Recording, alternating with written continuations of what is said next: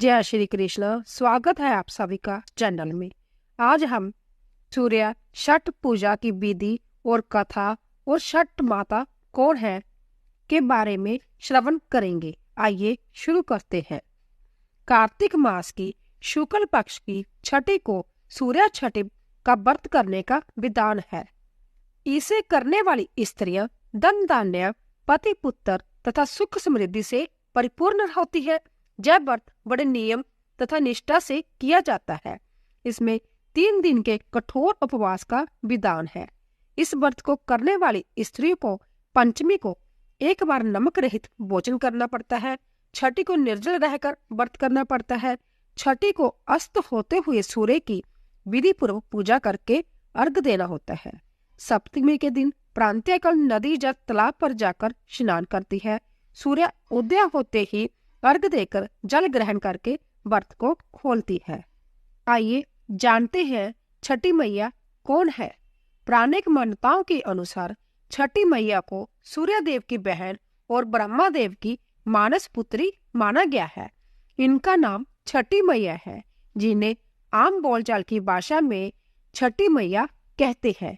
छठ पूजा में सूर्य देव के साथ इस देवी का पूजन किया जाता है। इस प्रकार से सूर्य देव और छठी मैया भाई बहन हुए। जब ब्रह्मा जी ने सृष्टि की रचना शुरू की थी तो उन्होंने अपने शरीर से 2 हिस्से किए, दायां भाग पुरुष और बायां भाग प्रकृति। प्रकृति के छठे भाग से छठी देवी की उत्पत्ति हुई। इनको देवसेना भी कहा जाता है। जो व्यक्ति छठी देवी की पूजा करता है उसके मन की मुराद अवश्य पूरी होती है। छठ पूजा व्रत कथा। एक समय की बात है, एक राजा प्रियवंत थे जिनकी पत्नी का नाम मालिनी था। विवाह के काफी वर्ष बीतने के बाद भी उनको कोई संतान नहीं हुई। तब उन्होंने कच्छप ऋषि से इसका समाधान पूछा तो उन्होंने पुत्र प्राप्ति के लिए यज्ञ कराने का सुझाव दिया। कच्छप ऋषि ने पुत्र प्राप्ति के लिए यज्ञ किया और राजा की पत्नी मालिनी को प्रसाद स्वरूप खीर खाने को दी।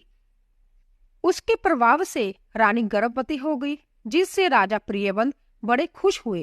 कुछ समय बाद रानी ने एक पुत्र को जन्म दिया, लेकिन वह भी मृत पैदा हुआ। यह खबर सुनकर राजा बहुत दुखी हुआ।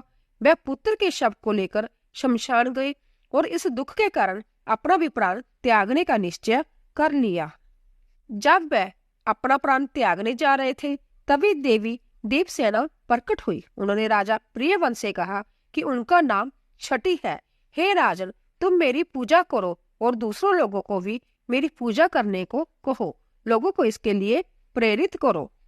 देवी देवसेना की आज्ञा अनुसार राजा प्रियवंत ने कार्तिक माह के शुक्ल पक्ष की छठी तिथि को छठ पूजा की। उन्होंने यह पूजा पुत्र प्राप्ति की कामना से की थी। छठी मैया के शुभ आशीर्वाद से राजा प्रियवंत को पुत्र की प्राप्ति हुई। तब से हर साल कार्तिक शुक्ल छठी को छठ पूजा की जाने लगी। जो व्यक्ति जिस मनोकामना के साथ छठ पूजा का व्रत रखता है और उसे विधि विधान से पूरा करता है, छठी मैया की आशीष से उसकी हर मनोकामना पूर्ण होती है। लोग पुत्र प्राप्ति और संतान के सुख जीवन के लिए यह व्रत रखते हैं। पौराणिक कथाओं के अनुसार प्राचीन काल में बिंदुसार तीर्थ में महिपाल नामक एक वणिक रहता था। वह धर्म कर्म तथा देवता विरोधी था। एक बार उसने सूर्य भगवान की प्रतिमा के सामने मलमूत्र को त्याग दिया। परिणाम स्वरूप उसकी आंखों की ज्योति जाती रही। इसके बाद वह अपने जीवन से उबकर गंगा जी में डूबकर मर जाने को चल दिया। रास्ते में उसकी भेंट महर्षि नारद जी से हुई। नारद जी ने उसे पूछने लगे, महाशय, जल्दी जल्दी किधर जा रहे हो? महिपाल रोते रोते बोला, मेरा जीवन दुर्भर हो गया है। मैं अपनी जान देने हेतु गंगा में कूदने जा रहा हूँ। मुनि बोले, मूर्ख प्राणी, तेरी यह दशा भगवान सूर्यदेव के निरादर के कारण हुई है। इसीलिए कार्तिक मास की सूर्य छठी का व्रत रख, तेरे सब कष्ट दूर हो जाएंगे। वणिक ने ऐसा ही किया तथा सुख समृद्धि पूर्ण दिव्य ज्योति प्राप्त कर स्वर्ग का अधिकारी बन गया। बोलिए छठ माता की जय। अगर आपको हमारा वीडियो पसंद आया हो तो अपने दोस्तों को शेयर कीजिए और सब्सक्राइब और लाइक कीजिए। आप सभी का धन्यवाद।